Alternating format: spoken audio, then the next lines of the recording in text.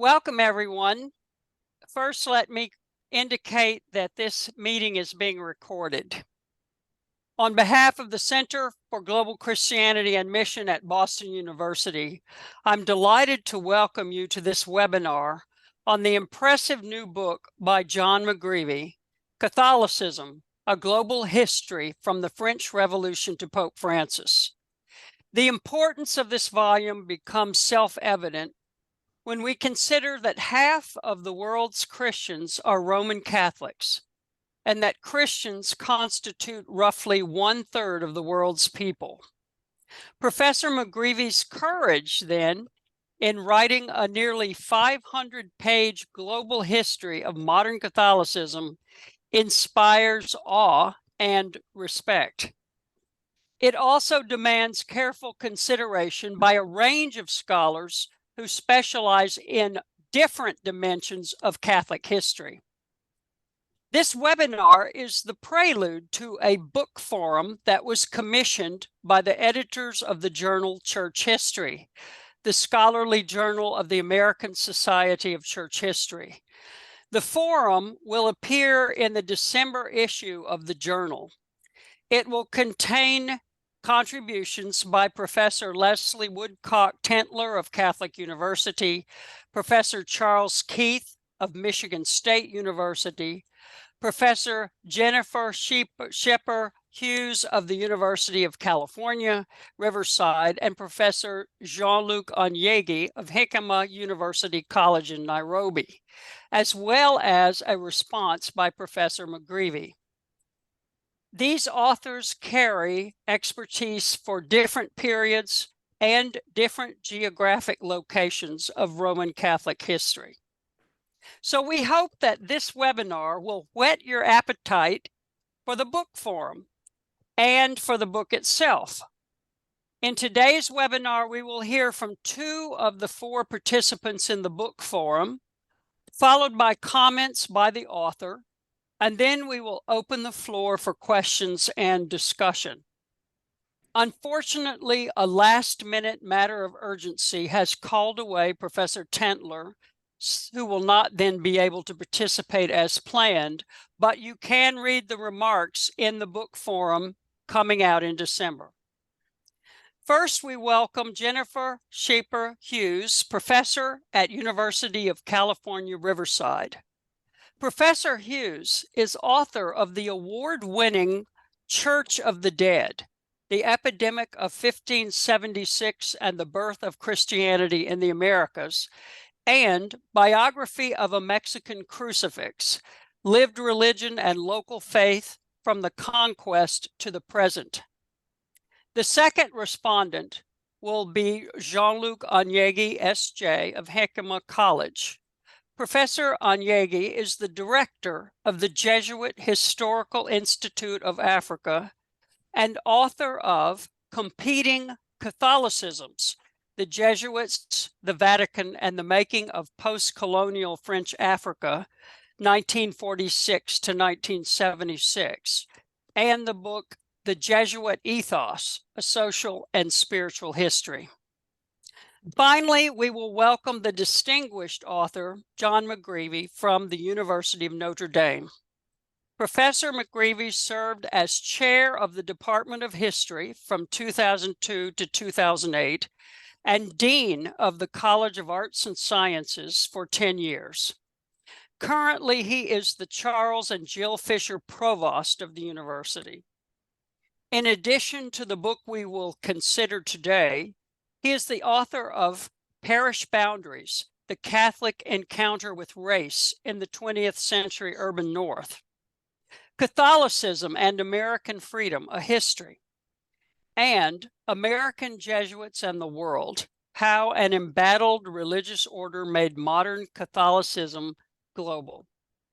So we have a rich feast today for what in the eastern part of the USA is lunchtime. So this will be a fine meal for all of us. And with that, I would like to invite Professor Hughes to begin with her remarks. Thank you very much. And I'm honored and humbled to open our conversation this morning. on this powerful work. I come, especially as you mentioned, to approach this work and think about it, especially in relation to Latin America. And so we'll start in Latin America with your permission. So so the power of this book, I think, is that one of the significant contributions is the way that it presents this chronicle of Roman Catholic history over, you could say, the long 19th and 20th centuries as a jarring reminder of the historical depth of some of the divisions that the church faces today, and especially as these enter the public sphere.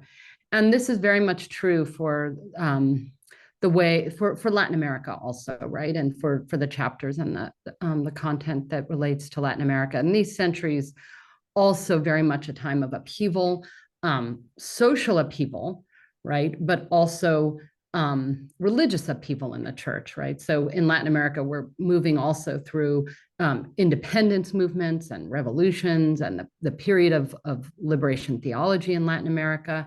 And all of these really, I think we can understand as part of Catholic history, right? So independence, for example, very much a Catholic movement, right? So I'm particularly interested then in how the book engages these struggles, right, as they play out in the Latin American context. And my own work explores the lived religion of Latin American Catholics, especially in indigenous communities in Mexico. So my comments and my response, my reflections really emerge from my own emphasis and concern on the experiences, beliefs, and practices of those lay people who were subject to projects of empire and colonial projects in Latin America, those today who continue to reckon with the aftermath of colonialism, and how that context continues to illuminate the conflicts of this period and conflicts in the present. So I'm especially drawn to the third part of the volume. And here's where we see the chapters on the Second Vatican Council and liberation theology and human rights in the 1970s. And to me, these chapters as a pair are kind of an anchor of the volume itself. The chapters that kind of build toward that section, the prior chapters build to and point to this third section. So the liberation theology chapter is framed kind of really illustrates powerfully the kind of theological shift, right, of the center of production from Europe, really, and maybe the United States, theological production to the Latin American context. It really articulates very clearly liberation theologians' commitment to emancipation of the poor from oppressive economic systems, and then this complicated rapprochement with Marxism that comes from Latin American thinkers in the 70s and 80s. And then also the chapter on liberation theology frames Pope John Paul II's apprehensions, like growing apprehensions about leftist influence on the Latin American church in the 70s, and then this key tension between Rome and the Council of Latin American Bishops. So my first kind of reflection really is the context, also the context of lay people, of grassroots movements, of liberation theology, right? So liberation theology on the one hand is an intellectual movement, an ideological movement, the purview of professional theologians and these powerful bishops. But on the other hand, liberation theology was a grassroots Catholic struggle for human survival, for hope, for salvation, right? That emerges from acute social and political crises, and that was deeply attuned to anguish of oppressed and impoverished Latin American Catholics. Its ambitions for justice were not limited, obviously, to political and economic spheres, but it also had liturgical and spiritual and affective dimensions to it. It also, very importantly, this is sort of one of the themes I hope we get to talk about today, which is sort of Catholic pasts and Catholic futures, right? Is that it was very much liberation theology. It had a very particular understanding of history, the power of the poor in history, of the way that gospel traditions play out on a historical landscape, and very much a kind of future-oriented vision. So we learn in this chapter about Gustavo Gutierrez, who addresses his theology to the non-person, right, as an extension of Manuel Monet's personalist theology, that the non-person then is the primary interlocutor of liberation theology. That is a human being who is not considered human by the present social order, exploited classes, marginalized groups, despised cultures. So we have examples of that, what it means to be non-human in the Salvadoran Civil War, the genocide of largely indigenous people, lay people who were killed by military forces. And of course, the same US trained battalion that assassinates Oscar Romero was also wrought the massacre at El Mozote, right? The killing of 800 young people and children there.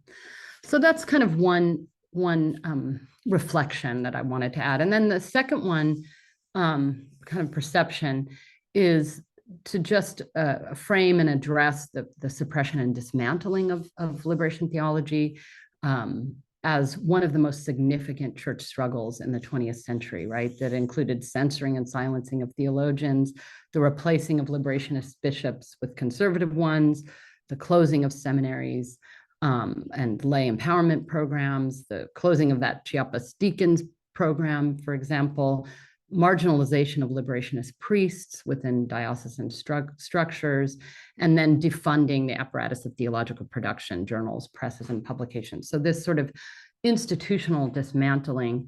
And I saw very poignantly examples of that in Brazil, and then also in Morelos in Mexico, where the community where I worked on my first book really had this sense of, when liberation theology was suppressed in the Diocese of Cuernavaca, that they had been abandoned, right, by the church, and that their process had been cut short in terms of their understanding that their own possibility for liberation. And I write in the chapter, in my response in the issue, about the Brazilian context as well. In the last chapters of Professor McGreevy's book, we find both John Paul II and Ratzinger, at that point Ratzinger, expressing a sort of subdued relief about the apparent triumph of capitalism over communism. In 1992, we learned John Paul II proclaimed an era's end. With the decline in liberation theology, he was free to turn his attentions from Latin America to Eastern Europe. Ratzinger similarly felt it was, quote, time to close the liberation theology chapter. The collapse of communism, he wrote, quote, turned out to be a kind of twilight of the gods for that theology. So two things, in conclusion, strike me here. First, the strange confluence of Ratzinger and Pope John Paul's views with Francis Fukuyama's end of history argument regarding the triumph of neoliberal capitalism as the final form of human government, and the end of history's ideological evolution, which I read as decidedly un-Catholic, anti-theological view of human history. And again, here, remember that profound historical orientation of liberation theology, that the gospel is played out precisely in history, and that poor people are the agents of that history, as Gutierrez writes. And then second, I observed that, the magisterium was not just responding with relief to these historic events, but the power, I think we see in this text, was shaping them, right? So if the historical and ideological struggle between capitalism and communism had finally been resolved, it was partly because the church itself was going about the business of sort of limiting critiques, right, including from within its own ranks, critiques of sort of neoliberalism and neoliberal capitalism, and in a sort of systematic way, suppressing liberation theology as an alternative vision. So I'd conclude by saying that the living memory of Vatican II is surely failing, as we observe in this text, and few original liberation theologians remain with us today. But as historians of the longue durée know, the outcomes and historical significance of these upheavals in the church are still unfolding, and history is not over. Thank you.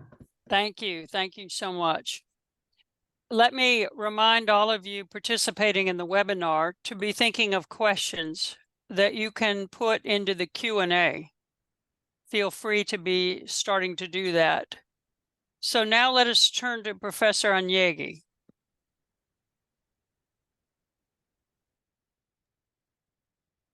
Thank you very much, Professor Scheper, for your insight and opening this conversation with Professor John McGreevy. And it is with emotion that I have to thank Professor Robert for her introduction. She is my thesis advisor, mentor, and we consider ourselves her children, even if she may not like it.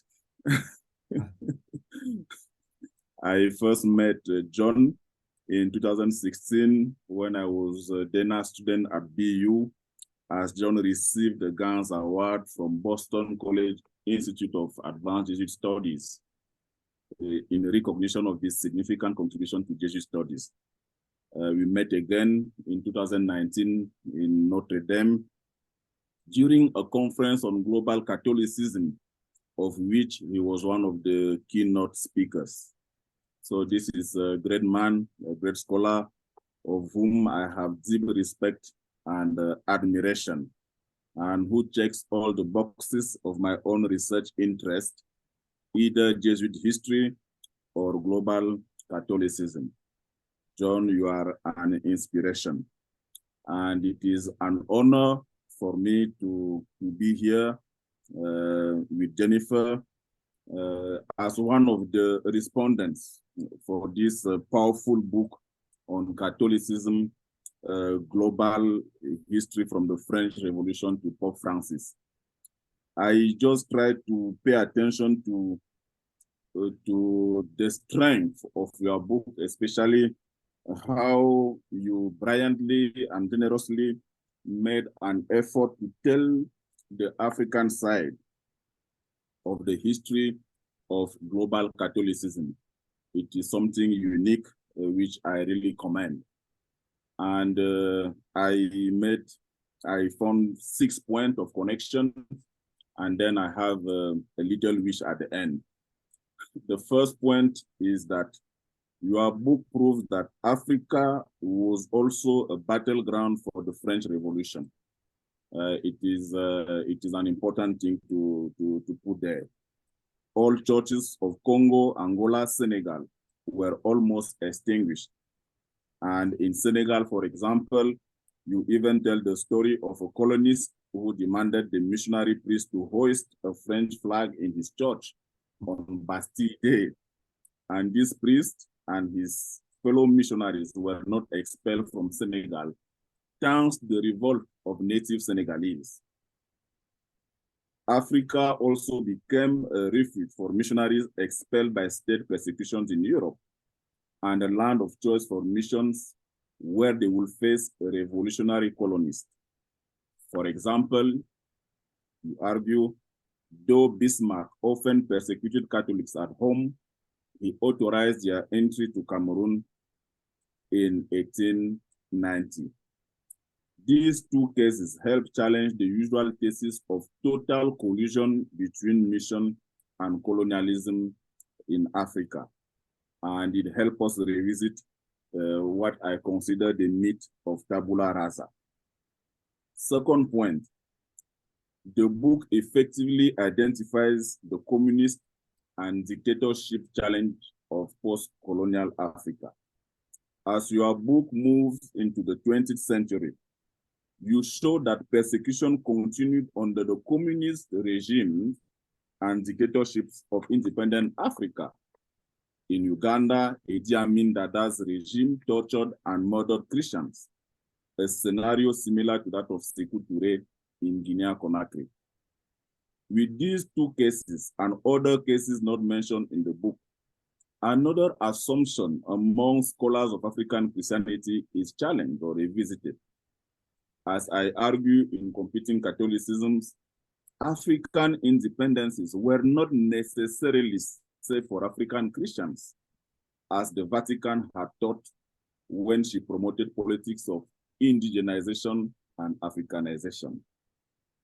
Third point, Africa was the land of reconciliation between Catholicism and imperial interest. On page 143, you write, bitter divisions between Belgian liberals and Catholics in the 1870s over education policies, for example, dissolved in the early 20th century as they joined forces to support colonial ventures in the Congo, unquote. This alliance on the cradle of colonialism represents a departure from the 19th century when in places like New Orleans and Cape Town, South Africa, black and white worshiped together, unquote.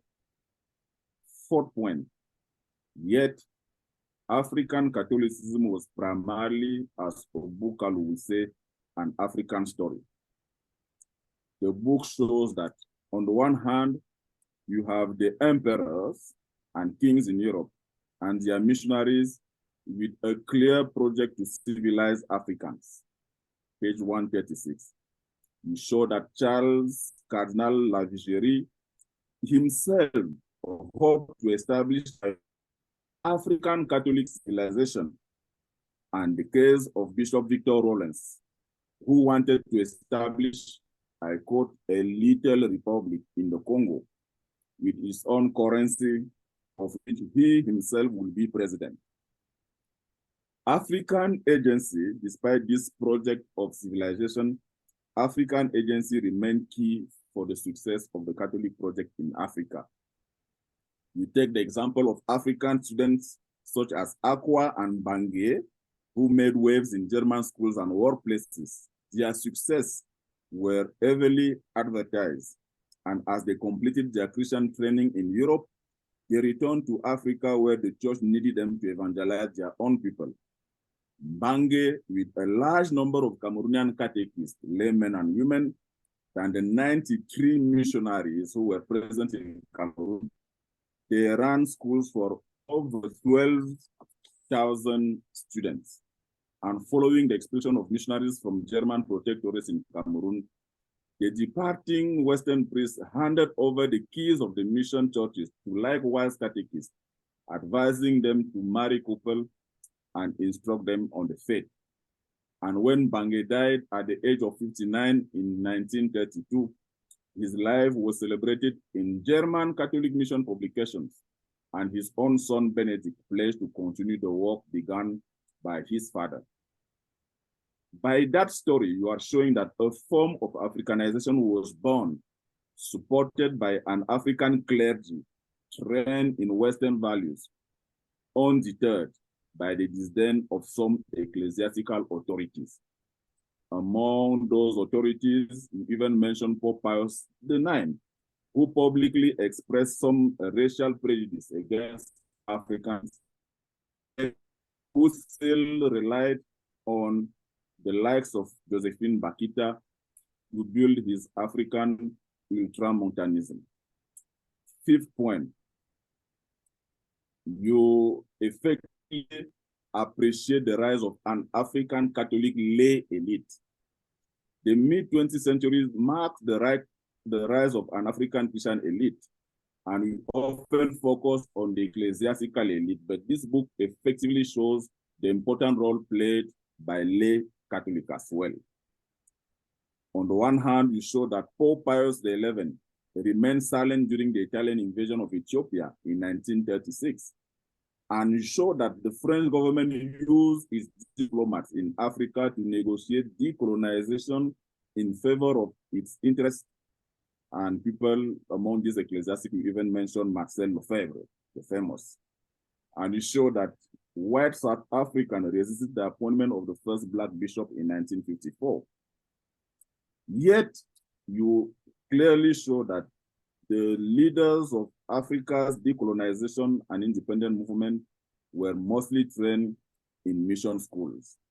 So that's a very good connection, that the missionaries did not necessarily collude with colonial authorities to dominate Africa. And then you mentioned explicitly leaders like Leopold Sédar Senghor, who is from a heavily Muslim Senegal, and who did not hesitate to assert his Catholic identity and promote Africanization. And I think that that topic of Africanization was not sufficiently treated in the book. And then there is another lay Catholic from Burkina Faso, Joseph Kizerbo, who even complained to the Pope that the Pope was more concerned about communism than colonialism in Africa. Regardless this context, you show African students were very active, and that in Paris 1950, for example, some of them pushed an agenda that compelled Roman Catholicism to denounce colonialism and decolonize its own history. The call for Africanization by this African Catholic elite matched the growth of African Catholics. And it is an interesting phenomenon which you did not explain in depth, especially as it happens when you are clearly showing that Europe is secularizing. It is in this same context of the growth of Roman Catholicism in Africa that you allude to a debate on priestly celibacy. If elsewhere, the decline in pastoral personnel led Brazilian bishops, for example, to vote in favor of ordaining married men for the Amazonian missions, bishops from Zambia, Cameroon, and South Africa, you say, joined their colleagues from Canada, the Netherlands, and Belgium in support of the end of compulsory celibacy for priests, unquote. The question is whether these concerns calling for the end of priestly celibacy represented the voices of Europeans in Africa and Romanized Africans, or if they represented the voices of Africa's grassroots Catholics. 6th point, Africans are as white and Romans in black. The author acknowledges that only a third of the 311 bishops who represented Africa at the Council, Vatican II Council, were Africans. And that, on the other hand, Joseph Kiwanuka, the very first African bishop from Uganda, was trained in Rome, had written his thesis in Latin, and it was on Christian marriage. And that back to Africa, Kiwanuka's pastoral practices seem to confirm that he was as much, if not more, Roman than Rome. When someone takes the book and look at the cover, you see that the priest is Romanly dressed with white shoes, even as Pope Francis now is wearing black shoes. This Romanizing approach contrasts in the book with that of Africanized African ecclesiastic like Bishop Emmanuel Milingo of Zambia, who remains ostracized by Rome even today. The point here is that the African experiment, as you describe it, attests of the pluralism of African Catholicism, which explain my S in the book, African Catholicisms. And it also mitigates the idea that the next Christendom with an African majority might be that right wing. It is diverse and plural. My last point is the wish. As one reads the book, beyond the cases of Kiwanuka, Milingo, references to Senghor, Alun Diop, nothing serious seemed to have taken place in Africa in the 1970s. a recurrent question is how exactly did Africa become a Christian majority? Failing to answer that question is, in addition to a number of nameless references and pictures of Africans in the book, give the impression that the author is a great global historian with focus on North America, who has a good knowledge of Europe and some knowledge of Latin America and Asian church history. But his approach to Africa, the growing force in global Catholicism, could have been a little bit more detailed and enriched with the diverse voices of African Catholic scholars in the 1970s, 1990s, and their pluralistic views on Africanization. That being said, one barely breathes as he reads a rather daring book, daring to write a history of global Catholicism and make sure that we have long chapters and sections on Africa. So thank you, John, and congratulations. Thank you, Professor McGreevy. Thanks to my colleagues, Jean-Luc Enyegue and Scheper Hughes, for their very generous comments. I've not met Jennifer in person. I have met Jean-Luc and Dana, and I'm honored that you commented so thoroughly and insightfully on the book, and very happy to be on this panel too. I think I'll begin by just talking for a minute about how I came to write the book, and then I'll try and address some of your comments and criticisms, and I'll encourage people who are thinking about asking questions to put them in the chat. So how did I come to write the book? First of all, I stopped being dean, and so I had all this time on my hands, and I was thinking about what my next project would be, and discovered that there was an amazing literature. And by the way, both Jennifer and Jean-Luc have contributed to that literature significantly. An amazing literature developing on the history of modern Catholicism. And the first footnote in the book lists probably 50 or 60 titles published just in the last 10 years that I think are and mostly in English, and that are really terrific books by and large. And yet no one had tried to consolidate that literature and put together a single narrative. If there were books that sort of inspired me, they were a little bit outside of Catholic history. You know, a book like Jill Lepore's one-volume History of the United States, which is controversial, but I'm a fan, and she pulled that together in one volume, or Tony Jute's History of Europe after 1945, books that seemed to me accessible, both published with New York presses, by the way, as this book was, trying to reach a broad audience, that consolidated an emerging and really quite sophisticated and smart historical literature.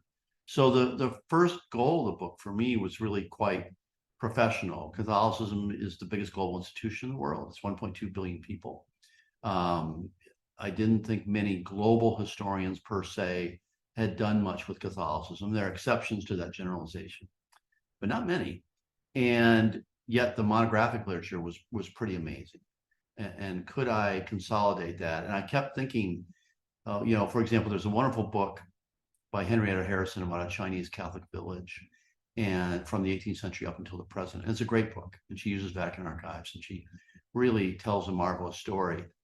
But how would that book look if it were compared to similar stories in Latin America, or we did more work to trace out the connections between those events in what is, after all, a global institution? You know, the global historians of cotton and the global historians of disease have made extraordinary progress in the last generation, but sometimes they have to really search for the connections, and you actually don't have to do so much searching with a self-consciously global institution. Okay, so that was goal number one. Try and write a global history of a really important global institution and kind of build off of. There's very little primary research in this book, which is new for me. It's almost all monographic. And you have to imagine me, this was my pandemic. So I'm in the library with my mask on, big stacks of books around me. I live about 4 blocks from the campus. This was what I did most of my pandemic. So I was fortunate to be able to do that. My second goal was a little more personal.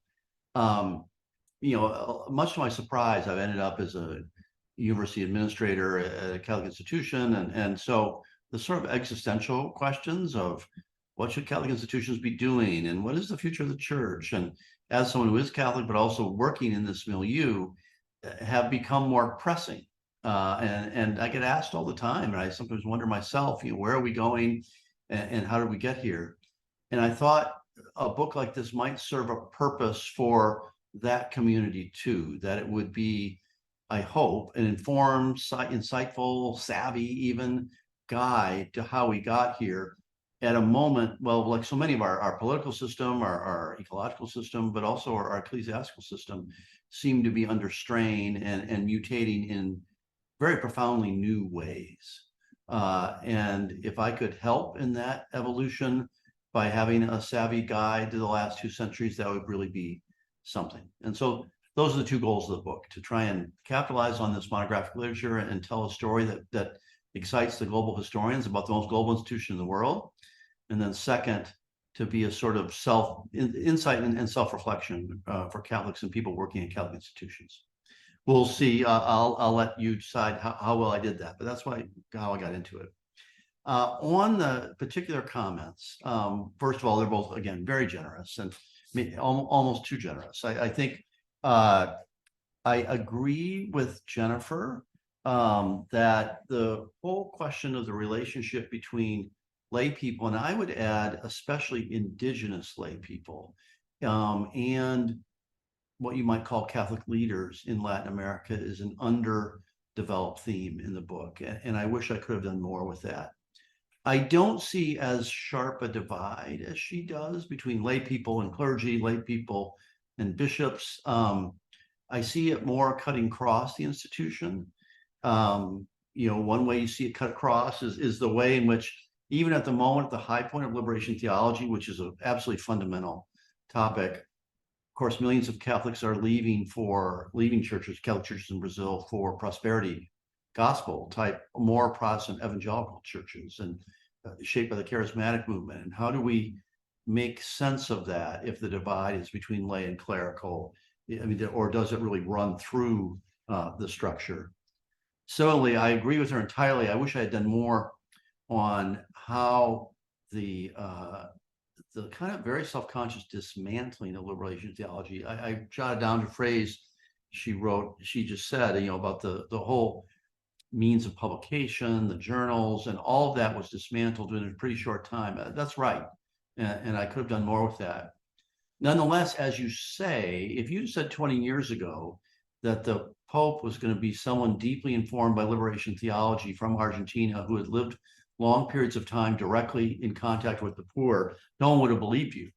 And yet here we are. And so there's a way in which some of the ideas of liberation theology, and Francis, of course, has his own spin on it, are more important than ever within the global Catholic context. So again, that distinction between elite and lay people, it's being encouraged at the top, but and has a complex reception at the bottom. I hope you write a memoir, Jennifer, of your year in Brazil and Cuernavaca, because in the 1980s, I would be the first to order that book, because I think we need, certainly in English, and I don't read Portuguese, so we need many more accounts of what was really a time of ferment. I actually struggled to find good accounts in English or French, or the things I could read, of the whole base community formation in the 70s and 80s, and how that connected to official structures. There's some good work on El Salvador and Nicaragua, but less so, I thought, maybe on Brazil and Southern Cone, Latin America. And so there are just real opportunities there to tell that story, because that story is only becoming more important in the Francis era for the global church. I mean, that story has taken on a heightened importance now. That story of how do we respond to a global economy? What is the place of the poor? How do we think about relationships between multinational corporations? That's the term of the 1970s, but now other kinds of corporations in the early 21st century. So all of which is to say, I very much agree that more could be done between lay people and clerical elites, and thinking about that relationship, but also thinking about the broad relationship of Catholicism to the wider society. Jean-Luc, thank you for your generous comments again. And I won't run through your 6 observations one by one, but I'll just note that if you frame it as colonization, decolonization, just for a second, I wouldn't have started the book thinking this, but if I had to choose almost one theme for the book, certainly for the 20th and 21st century, that would be it. Colonization, decolonization is just central to the church that we now have with its demographic center. You know, is the demographic center of the Catholic Church right now is a woman in Costa Rica or Manila or Nigeria. It's not someone who looks like me. It's not someone in North America or Western Europe. And so those questions of how we understand colonization, decolonization have become much more pressing and important. I like the I mean, I noted too how amazing it is that the confessional struggles within Europe in the late 19th, early 20th century, in part, that is between Protestants and Catholics or secular elites and Catholics, in part propelled the evangelization or the second evangelization, Catholic evangelization and Protestant evangelization of Africa. And there's a tremendous link there by German priests being expelled from Bismarck's Germany and then ending up in Cameroon. I also agree that we need more analysis of the whole story of evangelization. As you know, there's some very good work on Uganda and Kenya, but not maybe as much beyond that on how it worked. Lay agency, often catechists, because of racism within, you know, accepting the candidates for the priesthood, and the explosion in the African Catholic population in the early 20th century first, and then in the period after World War II second, you know, separating those two events demographically and causally, but then thinking through how it actually happened day to day. We just need many more accounts of that. I appreciate the emphasis on African agency that's connected to that catechesis and the evangelization of the continent. I also, I mean, if we were to take two characters from the book that I treated briefly, you know, because I will tell you, I came in at 170,000 words, and my editor at Norton said I will not read a word beyond 140. Or, I'm sorry, will not read a word beyond 125. I just about had a heart attack in front of my computer, and I ended up at 140. So even though it kind of feels like a long book, I mean, it's, you know, it is 400 some pages. It's not a huge book in terms of words. So you're always thinking about what you can include and not include. But take two African Catholics, Senghor, the president of Senegal, first president of Senegal, major figure in 20th century African history, and also a major Catholic. And he's part of the story of decolonization. He does decolonization in a literary sense, right? He's always looking, he's a poet and looking for forms that aren't exactly Western forms. He's one of the founders of negritude. And then he does decolonization in a political sense, right? Senegal's independence from France, and he's the first president. And then he does decolonization in a religious sense. He's one of the actors saying we need to drop the ultramontane forms that created, in some ways, the contemporary African Catholic Church, but no longer seem authentic to that church. What an amazing figure that he's living at the exact same time as, you said, Kiwanuka, who's the first African-born African bishop in Uganda, who's more Roman than the most deep Romanists. I mean, he writes a dissertation in Latin. He's fiercely against polygamy, which is a very fierce debate within sub-Saharan Africa in the mid-20th century. He trains his seminarians in Latin. He organizes parishes along a somewhat European model. But then he too, at the Second Vatican Council, there's a famous event when the bishops come out on St. Peter's Square, and it's for the canonization of the Ugandan martyrs. And they have a long, you know, ceremony invoking this, and Kiwanuka's in the front row, and he organizes groups of African drummers to be there. Doesn't sound radical to us now. That was a profound moment in 1964. And so he too is this interesting mixture of colonization and decolonization. So last comment, I certainly agree with your instinct that we need more sophisticated discussion of the many African Catholicisms. I think that's the book you need to write, honestly. In the 1970s, 80s, and 90s, I don't have a sense of that. I don't have a sense of what were the often submerged but very significant internal debates on the future of African Catholicism. And so I just absolutely agree with that observation, and wish I'd done more on that in the book. Okay, I'll stop there. Thank you.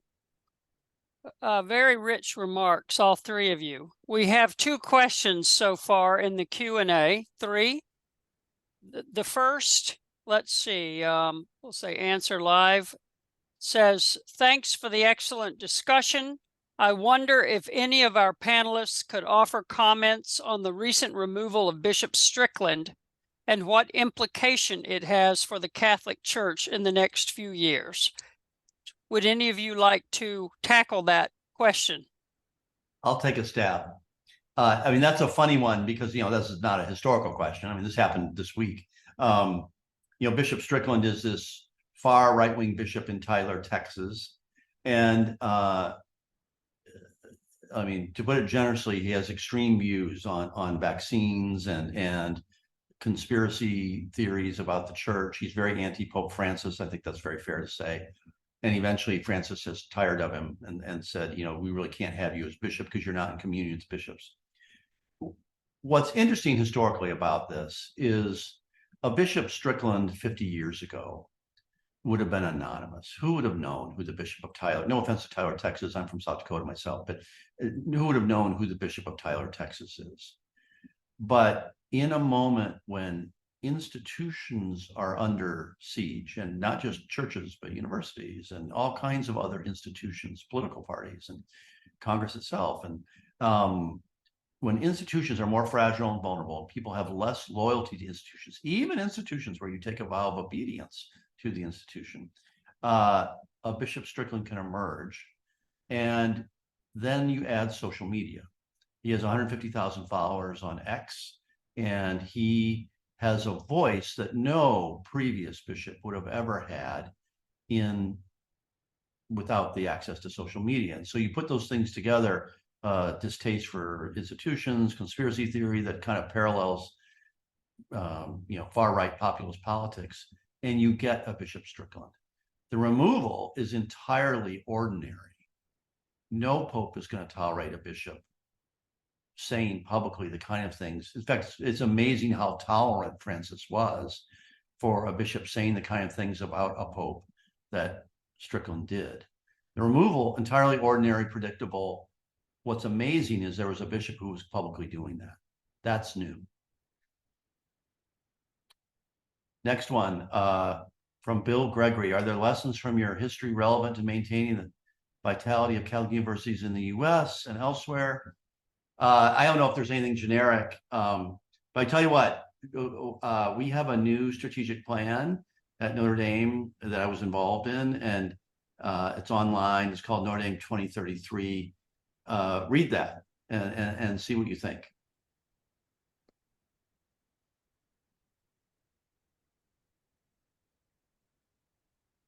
And I don't know, do my colleagues want to take a look at the question from my friend, great friend, Mark Knoll? I'm happy to jump in too, but maybe, I don't know if Jennifer or Jean-Luc, you want to comment on that? That question reads, thanks for a great book. A question about Catholic action. Michael Gavreau has argued that Catholic action in Quebec enjoyed an ambiguous success. It succeeded in moving Catholicism out of state ultramontanism, but it did not succeed in sustaining a vital popular Catholicism once the reforms were carried out. Was this Quebec history typical for the history of Catholic action elsewhere? Was the history of Catholic action entirely place dependent, or?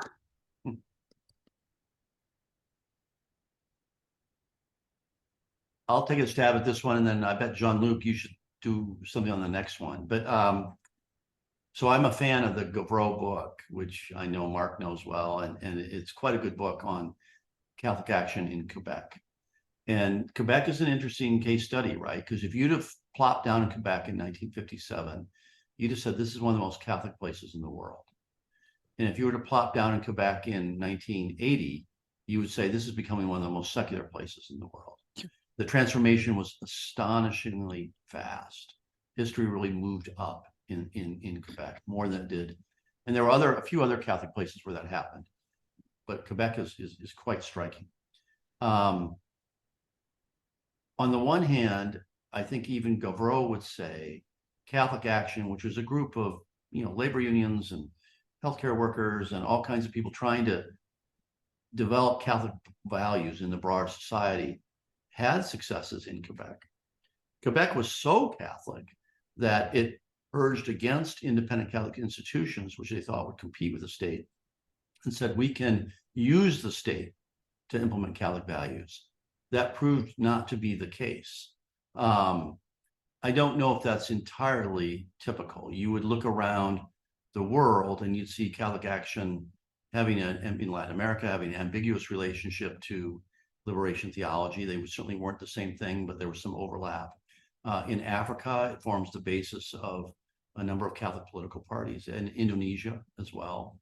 And so it kind of, what happened in Quebec was the culture was seen as so Catholic that you did not need a milieu of separate institutions. That turned out to be mistaken. In Latin America, sub-Saharan Africa, I think there's still more of a sense of a needing independent institutions. Yeah, Jean-Luc. Yes, I have little to say about that. I know that the Catholic Action played an important role, for example, in recruiting seminarians and making them politicians. And one of them is still the president of Cameroon today, and he's not really doing a good job. So we had this lay Catholic who wanted to create a Catholic Commonwealth and who will go to seminaries and recruit talented seminarians. We also have a mixed reaction among early the African Catholics, like the generation of the Hebdan, Veng, Ebusi, who will really clash with volunteers from the Catholic Action who came to Cameroon, in part because they will be sometimes often considered by African bishops more than the African theologians, for example. And that there was an unease because many of them, if not all of them, were coming to Africa for the first time, and they had to go through their own personal struggle.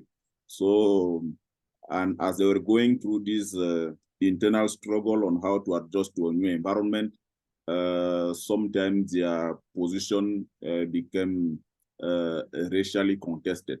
So I have not done a comprehensive work on that one, but that's what I can say, to be short. Jennifer, do you want to get in on this question? Sure, I can sort of say something briefly, and then there's a question that just came in about Latin American Catholicism and Protestantism in the last 50 years. So is it okay to kind of? Yes. I mean, I think the question, about the relationship, what you raised, John, I think is right. Exactly. What is the sort of relation between Catholic Action and liberation theology? And this sort of, because, I think there's some folks who feel like Catholic Action kind of opened up certain lines, certain ways of thinking, right? Or that a lot that sort of facilitated liberation theology, right? A kind of step toward that kind of opened up that pathway. The question about Latin American Catholicism and evangelical Protestantism also relates to some of the final comments you had about prosperity gospel in Brazil. And, I think there's a way in which over the last half century, as I think, as the church magisterium was sort of limiting options within the church, right? As it was sort of limiting liberation theology as an option, people at that point, were used to a certain kind of lay empowerment, you could say, kind of centering of lay people in the church, used to kind of a certain autonomy in terms of reading the Bible, right? And a certain authority, right? That in some ways and I want to say it's not just within the magisterium that liberation theology is suppressed as a vital option, but also by political regimes, by U.S. intervention, right? And so there is a limiting of options for folks. And we know in certain parts of Latin America, certainly in Central America, it was just safer. Your life was safer if you were Protestant, because Catholics are being persecuted. They're being killed, right? So it's just a safer option in some contexts. And I also see that people have, I think it's kind of interesting, kind of multiple religious identities and affiliations. You see people in parts of Central America at a certain moment kind of becoming evangelical, and then maybe returning to Roman Catholicism, or sort of moving back and forth. I think that's something we don't really understand, is the way that a person might move back and forth through the course of their life, or certain occasions be observant of Catholic liturgical calendar, right? And then in other occasions, finding some spiritual sustenance in evangelical traditions, right? I think that's something we don't really understand and fully. Yeah, and then I just wanted to say, I've been thinking about a book that would kind of bring or help to explain or think through for the next generation of students, and, you know, a way of telling the history of liberation theology, right, that would be grounded in community and communities. And because I do think that one of the reasons we don't have those histories was precisely because, you know, there were a generation of us. I went to graduate school thinking I wanted to study liberation theology because I had been so, those experiences for me were so powerful, shaped everything the way I think. But I was told, you know, that it was sort of passé, or it was dead, and people weren't to work on it. And I wasn't the only one. There are many scholars in my generation. So I think there is still so much work to be done. And especially because you say, because Pope Francis had Gustavo Gutierrez at the Vatican, right? Because there was this opening, because now there is a moment, right, where archives might be more accessible and available and being preserved. So I do think that you know, and it is a history that's still unfolding, right? The way that those movements shaped political context in Latin America today are, I think, very powerful, right? How political reality. So that was the final things I just wanted to put for conversation. I think that would be a great topic for a book. I mean, genuinely great. Yeah, really important, right? So to bring it, to make, so you could feel it, right? A little bit. Yeah. And there is that question from Tim Larson, and I will react if the Catholic charismatic movement is still alive today, or if these charismatic Catholics are joining Protestant churches, for example. The Catholic charismatic movement in Cameroon, for example, was introduced in the 1970s exactly. And the one who introduced it was the Jesuit, Menrad Pierre Hebga, who was also a philosopher, theologian, and a scientist. And there is a book by Ludovic Lado on that as well, published by Brill. What I would say is that it is still well alive and growing and strong. In Jesuit ethos, the spiritual history, I actually shared the history of one man named Joseph, who converted because his daughter was having some issues, and his daughter brought in an evangelical pastor who was preaching day and night in their home. And then at one point, that Joseph, who had drinking habits, decided to change his life, but remained Catholic. And he was basically at one point challenging me to tell him how my Jesuit identity actually speaks to the questions the pastor was asking him during his nightly preachings. And what that shows as well is the fluidity in African Christianity. I'm not talking of Catholicism. We tend not to to exclude in spiritual matters. On the contrary, we add to. So that Joseph was born Catholic, baptized Catholic, met this Protestant evangelical pastor, then converted, had a new birth, but remained Catholic. And you are having the same issue now with even sacramental life among Pentecostals in Africa, and how Catholic it increasingly becomes. So it is an interesting topic, which the church accepts better now than it did like 20 years ago. That's a comment I wanted to make. And before I also wanted to make a comment on this Pope Francis issue. In Jesuit ethos, I am actually presenting Pope Francis in the context of the disturbing emergence of of Southern Catholicism at the center of global Catholicism. And I compared it once with the election of Obama in the US. So this is a Black president who is elected, hope and change, people are happy, and yet exactly maybe because of that, it unleashed all kind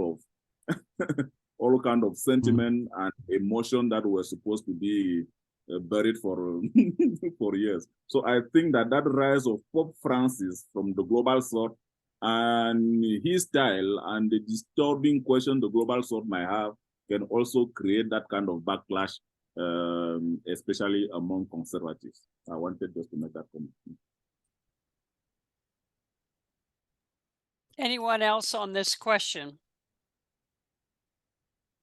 Okay, let's move to the next question by Thomas Carty. Where do you see the Catholic Church today as most successfully responding to the challenges of the Enlightenment and the secularism of the French Revolution? I'll start on that, but I might drop the word today because, of course, that's a complex question, even with today. But if we drop it, we might ask, how would we evaluate the Catholic Church's response in the 19th century? In some ways, pretty remarkable, right? If you'd have thought the Catholic Church in 1800, I don't know if doomed is the right phrase, but it had a very unlikely future. It's in disarray. The Pope is imprisoned. Almost no missionary presence. Very chaotic structure. They're not even sure if they're going to vote for a Pope in 1800. The combination of the French Revolution, especially the anti-clerical phase of the French Revolution, and then the Napoleonic Wars, was very destabilizing. So in that sense, the response of the 19th century, which I would classify as a very creative populist piety, not especially intellectual, but very creative and populist piety, Sacred Hearts, novenas, everything else, and a focus on loyalty to the Pope, and a focus on independent Catholic institutions. That cocktail of that piety, that focus on the Pope, independent Catholic institutions, proved to be pretty powerful in an era of nation states, which is what the 19th century became. And so that was rather remarkable. As an addendum to that, I would say we don't have that particular cocktail now. We don't have that as a populist piety that speaks to all levels of society. We don't have anything that quite replaces the loyalty to the papacy, and we don't have a sense of what should the role of Catholic institutions be in as sharp a definition as we did in the 19th century. The 19th century definitions don't work now. I don't want to sound nostalgic, but that mix in the 19th century tended to be a pretty powerful response. And the Catholic Church in 1900 is in a vastly stronger position, I would say, at almost every level than it is in 1800. Anyone else on this question? Thank you, John, for that insightful answer. I will even suggest that maybe we consider the way we even write history and mission history. Yeah, right. As Christianity moves decisively toward the global south, issues of popular piety, how do we integrate them in the way we write history? When we look at mission history and we focus on things like accommodation, and our models remain the Matteo Ricci, all these people, which is great, and they are brothers of mine in religion, Jesuits. From our side, we are looking at it through different lenses. Like the most successful missionary is not necessarily the one who has a plan, strategic plan, who has a strategic plan, but the most successful missionary in our context, and we are seeing it more and more in archives, is the one who was holy. So how do you integrate virtue, holiness in the way we write history and move away from this rationalizing approach we had in history from the modern period? It is something that I really want to put out there. As Christianity is changing, people have different approach to the way we read our history and we write that history. So would this be a fair way to put that, Jean-Luc? The Catholicism of the 19th century was deeply global. I think we've underestimated that, how global it was. 19th and early 20th century. Deeply global, but not in any way multicultural. Yeah. And you're saying that in the 21st century, successful missionary work, if I can put it that way, will also be global, but will be deeply multicultural. Or am I mishearing you there? Yeah, you are right. Absolutely right. Yeah. And even that multiculturalism is something that will not be, so there will be a time of transition. So the Pope Francis crisis in the church and Christianity is something that will take place even in scholarship. Interesting. Africans, when they celebrate in the middle of London, they will be strange. And for some time, people in the wealthy neighborhood of London will react to it in a certain way until there is a deeper encounter, which I think has to do with spirituality and virtue more than strategies. I know we're near the end of time, and Dana, I just make one point. One of the interesting things that's come out of the reviews so far, which Jean-Luc hints at, and I think Jennifer does too, is in some ways the book follows a fairly conventional narrative. I mean, there's no more conventional beginning point for modernity than the French Revolution, for example. Now, I defend that, and have an argument I can deploy to say this is why that's right. But what would a global history of Catholicism look like if it began in Manila or it began in Nigeria? I think that's part of what Jean-Luc is asking. And I don't know if we're equipped to write that yet. I mean, that's a genuine, I myself don't know, if you can write that. But if you could do that, that would be a genuinely different paradigm for how to understand this global institution, which was once demographically centered and intellectually and spiritually centered in Europe, and now is becoming demographically and intellectually and spiritually centered beyond Europe, well beyond. That is, looking a generation ahead when this book is long forgotten. It'll be interesting to see if people can write that book where it begins from a different spot and therefore has different plot lines and everything else. And eventually consider interdisciplinarity here. I am at Hekima, and our next neighbor is Kibera. And Kibera is one of the largest slums in Nairobi, in Kenya. And inside Kibera, we may have 200 churches. So I am actually sending my students to Kibera just to collect data on what is happening. Yes, good. As far as Christianity is concerned. So, but as we collect this data, and you are people who work on global Christianity or global Catholicism, then you will need interdisciplinary research to actually see what exactly is happening in a place like Kibera, and maybe give a face of the global Christian community to come. It is really something that is important. Very important. Let me ask for closing remarks then at this point to see if Jennifer, Jean-Luc, John, all three of you professors, if you have any closing remarks you'd like to make for the webinar.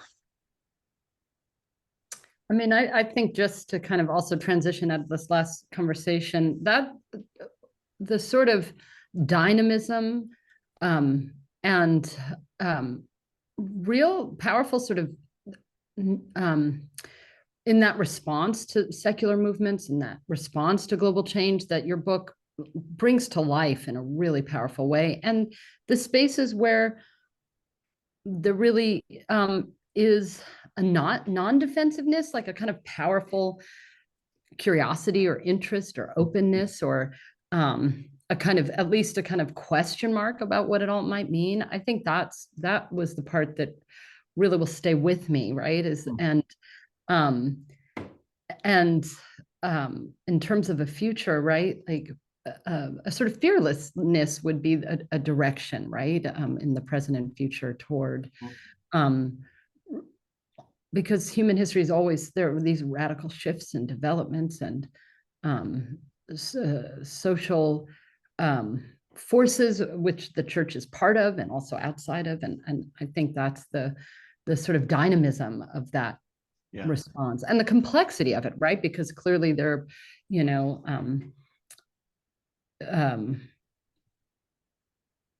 different trajectories, right, and how the church responded. But in 1 minute, I will bring John back to 2019 in that conference in Notre Dame. You do remember the keynote address by Robert Orsi. Yes, and the abuse crisis in the church as something that is systemic. So one methodological concern will be to see how, as we write the history of Christianity or global Catholicism, we integrate that reality, not just to tell the story of this is what happened and how horrible it is, but actually at the end of that conversation in Notre Dame, I do remember when people started asking questions in the room, a room full of historians, they were questioning themselves on whether they wrote history in a way that actually helped address that issue. And I think that's it is part of that conversation you are having about the shift of paradigm. How do we write history not only to give data on abuse, but actually in a way that help transform society? That question really it remained with me after Notre Dame. And I'll just end by saying again, thank you to Dana and BU and Church History, and thank you to Jennifer and Jean-Luc for such a stimulating conversation. I'm very honored to be a part of it, and thanks for your attention to the book. Me as well, Thank you all. Thanks to all of you.